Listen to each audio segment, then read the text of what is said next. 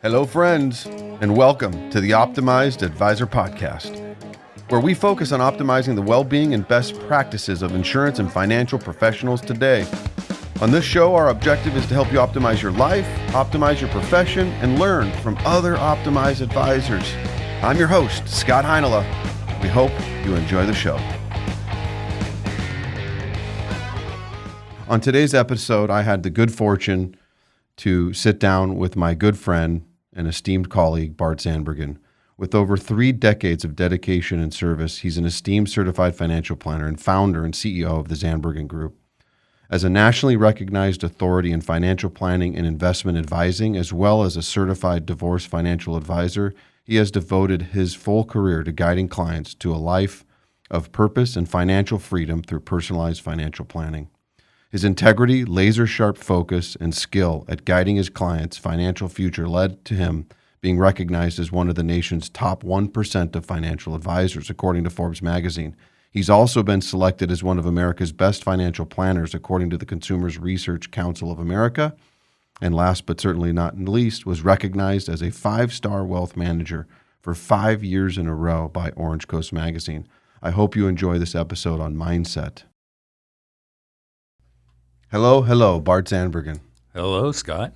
Thank you for coming in. My pleasure. Looking forward. Today's all about, not necessarily, but necessarily, new year, new you, or at least the context of hitting the reset button, what we do to get our mind right, and mindset in general. So thank you for entertaining us today with your insights. I'll do my best. Excited about this. Yeah. So we've done an episode early on, and we've certainly done a few of your wine tasting events. We have. Those are always dearly fun. A little silly at the same time. A little different in format. That's right. You look handsome and dapper as ever. Well, thank you, sir. Likewise. Yeah, I'm dressed to impress today. Yeah, I'm actually a little bit surprised. I thought you'd be in a V-neck T-shirt. I should have been. I was busy this morning. Let's just say that. Okay. All right. So anyways, getting back to that topic, let's talk a little bit about mindset. And offline, we were chatting a little about this of at least I was sharing with you my perspective and take on mindset, and that there is the literal definition and there's also this practical or real world definition or explanation that people provide. And it's a fascinating word to me where I think if I were to ask 5 different advisors that we work with, define to me mindset, what that means to you, I think there's a pretty varying explanation. Sometimes it's a response of how I get myself in the right frame of mind. Yeah. Not necessarily maybe the explanation of this is what mindset truly means to me. Right. And that's fine. I don't think there's any right or wrong. Yeah. So before I give the literal definition, what do you think mindset means to you? I think it's one's just frame of mind, how they approach the position they're in. One thing that I look at is that we as human beings, there's a deck of cards, and we're all dealt a hand. Sometimes it's on a daily basis. There's events that happen, and it's what you do with that hand that establishes what your mindset is. I think you can be, take a positive approach, and we can look at the current, COVID pandemic, if you will. I think there are those that just kind of curled up in a ball and went away. Nothing wrong with that. That was their approach. And there were those that looked at this and said, look, there's going to be changes. What can I do to make myself better, make life better, make others around me better? Yeah. I'm another reminder of how in some ways we're quite similar, because if you look at my Instagram handle, unless Annie's changed it, which she may have forever, it said that exact same quote of, we do not control the cards that we are dealt in life, only how we deal those cards or only how we respond to those cards. I forget the exact wording. Okay. For years. Okay. And not to go down this personal path, but that was really solidified in my life through my experiences and decisions that I've faced with and I would say, some traumas and tragedies that I was faced with, that you have a real choice. This was 100% out of my control, and I can either go down the path of doom and gloom, or I can pull myself up by my bootstraps, like my wife always says, and pick the high road. Well, you're from Texas now, so I am, so I can say that. bootstraps. So and with that, how am I going to put the pieces back together to get back on track and be in the right frame of mind as I would define that? I think all too often people make mountains out of molehills. They tend to over glorify things that let's take a step back and just minimize this as best that we can. We're really in a state of mind that we can figure this out. Life is good, you know? Right. Easier said than done for a lot of people. I think that's a very true statement. Maybe easier said than done.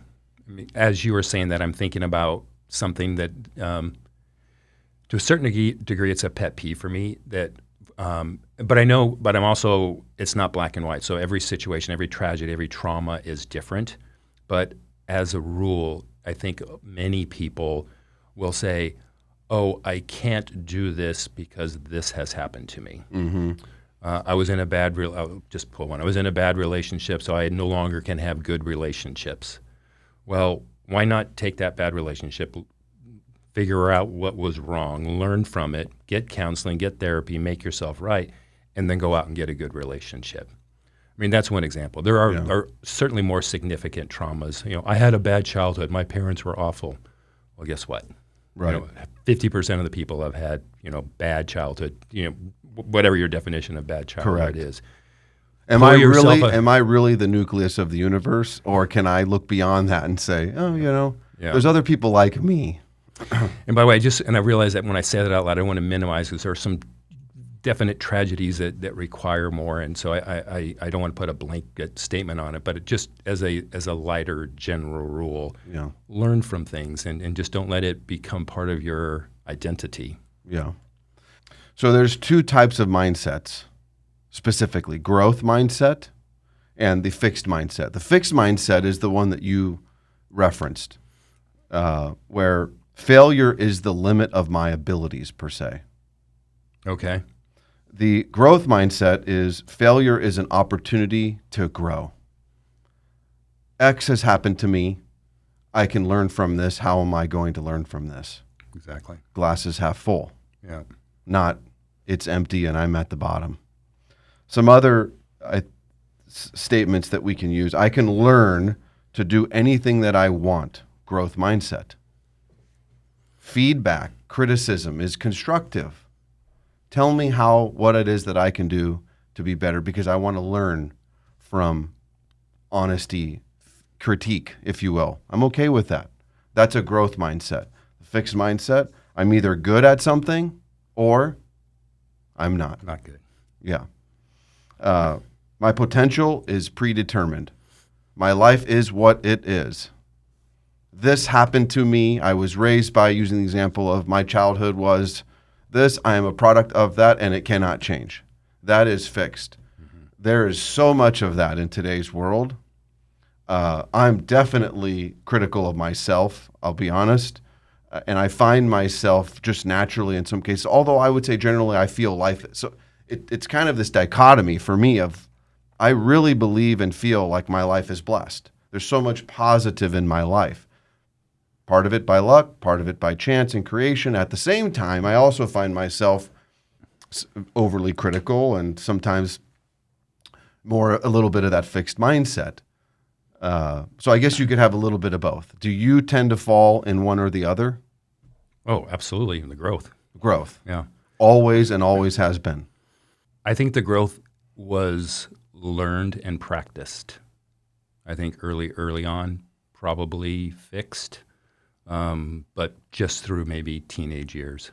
Okay. Yeah. So if you can reflect on a time when you were so frustrated of something, what is your natural tendency to respond? Or if there is a specific event, don't feel the need to share, but how did you respond? Yeah.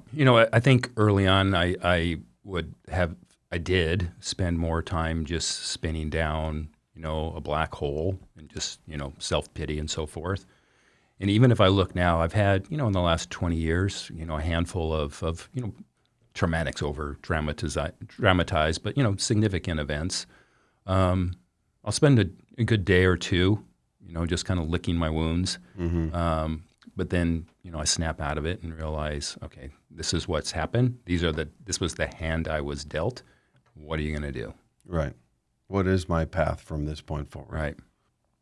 So, we were chatting a little bit before about the pandemic and COVID, and there's all these worldly pressures driven by any number of things. That's not the point of today. Right. But it's like more than ever, we're polarized. We're in this environment of A or B. Right. Have not. And that's not an easy place for individuals to be and to process.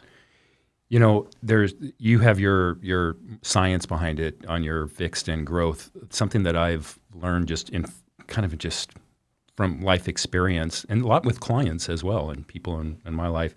I think there's an abundance state of mind, and then there's a scarcity. And I have found that people who have the scarcity mindset are always, worried about money. I'm never going to make enough money, and fearful of their money.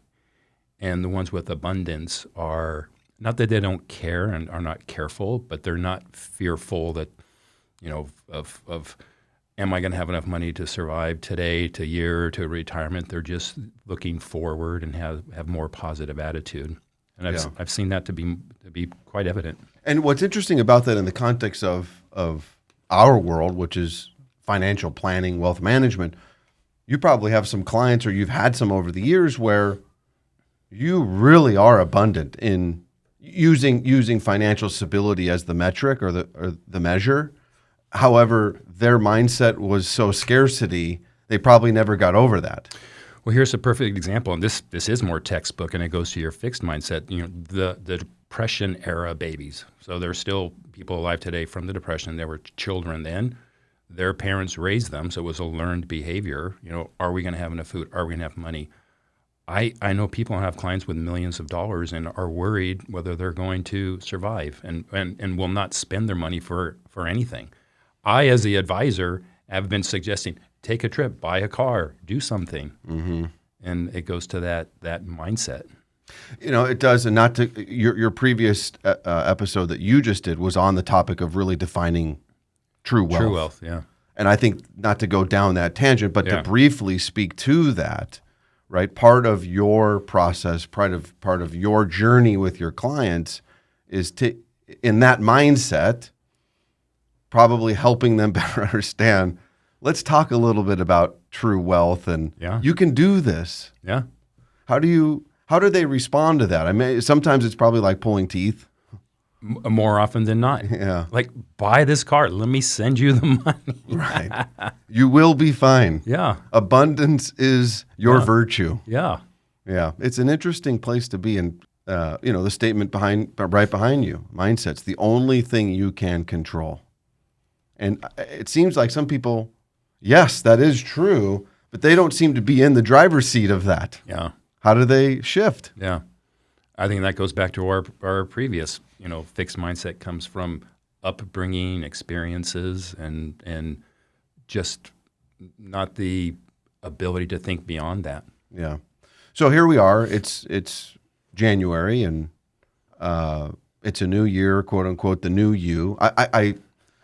I don't believe in that, so I cringe a little bit when I say it. But here we are. It's January 1. Mm-hmm. This happens every year. Yeah. I think, if nothing else, it is a time that I can take a step back as a person and take a pulse of what went right this year. What did I accomplish? Where can I give myself kudos? Where did things go awry? What pivots did I have to make throughout the year? Clearly, we're dealing with that, all of us now. So what is your process for it's the new year? So this is something I've been doing for roughly 25 years, and it's every December. And the first December, I remember I did not live on the beach at the time, but I got my notebook, got my beach chair, and found a grass slope. and just sat for hours and just kind of thought. I don't want to put you on the spot, but I'm going to put you on the spot. You want to put me on the spot. What brought at that moment in time 25 years ago where it was like, was it a book? Was it a person? Was it your idea? What brought you to that point? That's a great question. I'd like to take credit for everything I do, but I can't. It was encouraged by a coaching program that I was in. You were? Okay. Yeah. Okay. Yeah. So this was a step in that process. Yeah. And clearly something that is stuck with some level of success. Yeah. If I'm nothing else at all, I'm a good student. So if I'm suggested or told to do something, I execute. And I would say a very good creature of process. Some would say. Yes. Okay. All right. Back to your. Sat on the beach here, had my pen and paper, and did a number of things. I was there for hours. So one was to create goals for 1, 3, 5, and 10 year. And on each of those sets, I will state the age I will be at the end of that year. Right? So 25 years ago, a year later, I would be a year older. And at the time, too, wife's age, kid's age. That's all on the top. And then I go down and I break down. So, and this is, I don't think I started for goal setting. So 1, 3, 5, 10 year goals. And then I did create this. I separate my goals by subsections. So health, family, personal, finance, spiritual. I think that's the 5. And so I break each one. Those are the subheadings. And then within each, what it is I want to accomplish by the end of that year. So at the end of the first year. Mm-hmm. So again, getting back to a creature of habit, so on and so forth, discipline. So I'll use fitness because that's kind of the easiest one. I'm at, X weight and X body fat. As a guy, I want to be X pounds heavier and X less body fat. Right, so right. We need to gain weight. And I'm a hard weight gainer. So, that was on there. And so as a goal, then what was I going to do to get there? So let's say I want to lose like 3% body fat by the end of the year. And then I put specifically the amount of cardio I was going to do, the amount of weight, the number of days, very specific, the steps I need to take in order to get there. From there, I take those steps. And was Palm Pilot around then? I don't even know if I had. I'm very electronic, tool driven. It might have been pre-Palm Pilot. Do you know what a Palm Pilot is? I do not. Anybody? Yes. Okay. I do? Should I? Yeah. Okay, I've seen There's one. no way Danielle The name knows. doesn't. No, Danielle for sure not. No. Okay, so it's the pre-iPhone, right? Without the phone. Or like the Burberry or Blackberry. Blackberry. Yeah, Burberry. right. Yeah. Now you're shopping. But the Palm Pilot wasn't a phone. No, we're definitely going to Like an tangent. electronic pad. We are, but that's Yeah, okay. it's like handheld. 1 minute. Looks like an iPhone. It was the iPhone took the Palm Pilot and made everything you have on a on a phone for the most part was on a Palm Pilot, but now you have a phone. Okay, got it. Whether I had a Palm Pilot then or not, I don't remember. Calendar. So I would calendar in every day the time I was going to the gym. I blocked out the time. I blocked out the time I was going to read my financial stuff. I blocked out the time I was going to do my spiritual reading and blocked out the hours I was going to work. I blocked out family time, blocked out date night. Everything was in the count. I hope I had a Palm Pilot because that would have been a lot of writing. Yeah. So that's 1 year. And then 3 year, 5 year, 10 year. So the detail on the 3 year, 5 year, 10 year might not be as detailed. I'm not going to write down every single day that I'm going to work out, but the bigger goals, I've maintained X weight, X body fat, kind of go into relationship, go into finances, so that's all written out. And then not because I am OCD or anything, so I would take those pages and laminate them and then have them with me. And I know some have laughed, but I would put it in the shower so I could read them every morning when I was in the shower. Yeah. And then, so that was project number 1. And project number 2 is something called a statement of vision. So not a vision statement, statement of vision. And that was something I just kind of freestyle wrote, ended up being 2, notebook pages, and kind of took the same areas of family and health and finance and so forth, but I spoke as if it had happened, right? My business is at X level of success. My health is at this level, and I'm living this way. I have a vacation home that the whole family uses. I'm painting out, and there's not a specific year. It could be 1 year, 3 year, 5 years. It's just a time in the future that I'm currently living. Crafting your image Right. of what is present Right. at whatever. Again, time is irrelevant at that point. This is right. And then because it's different time, just to give you an idea, and I think I actually did this on the True Wealth podcast, but the very last few sentences is, for my 85th birthday, I take a 2-mile walk along the beach with my wife, holding hands, and then come home to a birthday party with cake and candles and my family. And the meaning behind that is I'm still healthy enough to walk 2 miles at 85. My wife must still kind of like me because she's walking with me and holding my hands. And my family still likes me because they're at my birthday party. So, when did that form? That 25 years ago. That closing statement has remained steadfast. The only thing that changed, I went from 80 to 85. Longevity. I might move it to 90. 25 years ago, it's like, man, 80 is really old. Yeah, that's right. Well, now 80 is right around the corner. Oh, time flies. Yeah. Do you find that as you've progressed in wisdom, that time accelerates, stays the same, or gets slower? So I'm going to get mathematical with you here. So if you're 20 years old, Right. and you look at the past 10 years, that's 50% of your life, Right. right? Yep. If you're 50 years old and look at the past 10 years, that's 20% of your life. Correct.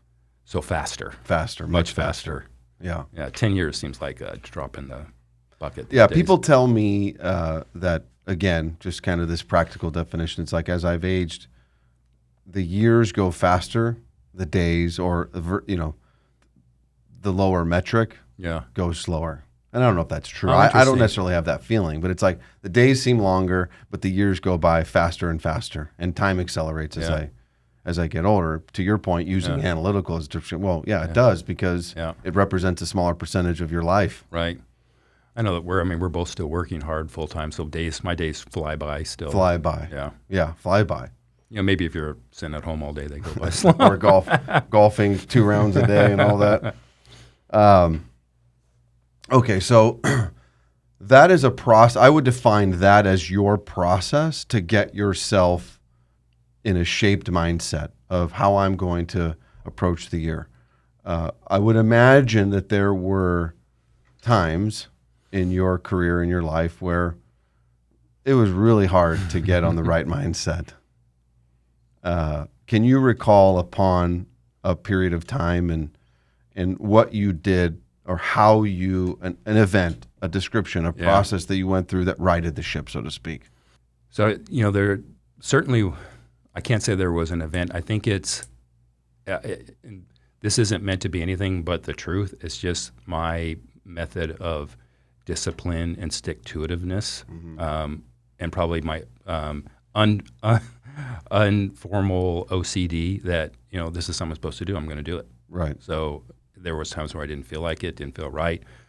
I will tell you during those, couple of times that has happened over the last several years, reviewing the previous ones is a great motivator, and it does really help get you in the mood. You saved them all? Yeah. Uh-huh. Wow. Yeah. Has it gotten easier year after year? For sure. Yeah. Yeah. So now it's not that it's old hat, but it's wired pretty efficiently. And what's really, really fulfilling is to see, like, especially the statement of vision, things that have come true, right? And then like resetting the bar because so many things have actually happened. Mm-hmm. That's such a healthy motivator of positive mindset. Really, I think your process, all it really does is solidify the foundation of growth mindset. Growth mindset is I will achieve, I will accomplish. Having the ability to then read upon your successes, affirm what it is you've accomplished, only further adds fuel to that fire. Yeah. And more, let's face it, we can all use more of that in our life. Yeah. Right now, I think, and some of us our externals are forcing upon us, trying to impose upon us, I think, the fixed mindset, which where's the benefit in that? Right. I do want to clear one thing. So while it's equivalent to I will do this, I will do that, the statement of vision is it's just happened. It's not like I will do this. I've taken a walk with my wife on the beach. I have a vacation home the whole family uses. It's not like I will have a vacation home. I have it. Right? You're living it. It's not I will. It's going to happen. It's there. I'm in it. So, in closing, mindset we've identified as something that you can control, right? And helping your going through, just like a warm-up. It's like exercise. Well, if I haven't worked out in 6 months, a year, it's going to be pretty hard to figure out what to do, how to do this, how I'm going to respond. Right. The consequences are going to be quite severe. Yeah, it's a ramp-up period. Yeah, correct. Having a process to help weather positive mindset, growth mindset, getting myself in the right frame of mind, clearly you have a specific way about doing that. And not that that is the exact way for anybody. Sure. Having something, a way that gets you in that right frame of mind, overcoming those thoughts that might be toxic, negative in some capacity, the can't do kind of thing. The negative self-talk, that's big. Very, very big. Yeah. And I think there are those individuals that are wired in that capacity where their mind just naturally gravitates toward that. Mm-hmm. And so recognition is, I think, step one in that capacity. Yeah. And two, really, really working hard to create awareness and a process that helps you to shift away from that. Changing the way you talk to yourself, changing the way that you write certain things down, all that will help. And to the point of using exercise as the analogy, probably very challenging to begin with, but the more that I do it, the more that I commit to it, probably the easier and more efficient I become at it. Mm-hmm. Any books, any insight? I mean, clearly this is a lot of this information exists out there. I imagine there's tons of planners and guides that anybody could go get to say, I want to find the template of exactly the way Bart does this, and I just need a crutch. Yeah. Off the top of my head, Think and Grow Rich. Oh, yeah. I mean, what year was that? In the 50s or maybe before that, and then reprinted many times. Absolutely. Story of Babylon. Yeah. Right? Yeah. I just actually re-listened to that. I did that on audiobook again. That's a good one. And pretty much anything by Norm Vincent Peale. He's a great inspiration to me. And I know there are specific companies that create all of these fancy planners. Some people like print still, I would say, as opposed to digital. Well, having the template and the framework, and all I'm doing is following the process and the mindset to fill it all in would be, I think, a big help. Some people may not even know, okay, what are the specific steps and how I do this? Right. Again, thank you for your time. Hey, it was my pleasure. A lot of fun. Mindset, the only word you can control. Awesome. Cheers. Cheers to you, my friend. Thank you for tuning in to today's episode. Please subscribe, like, share, leave a comment or review. Be sure to check us out on social media at Optimized Advisor Podcast. Till next time.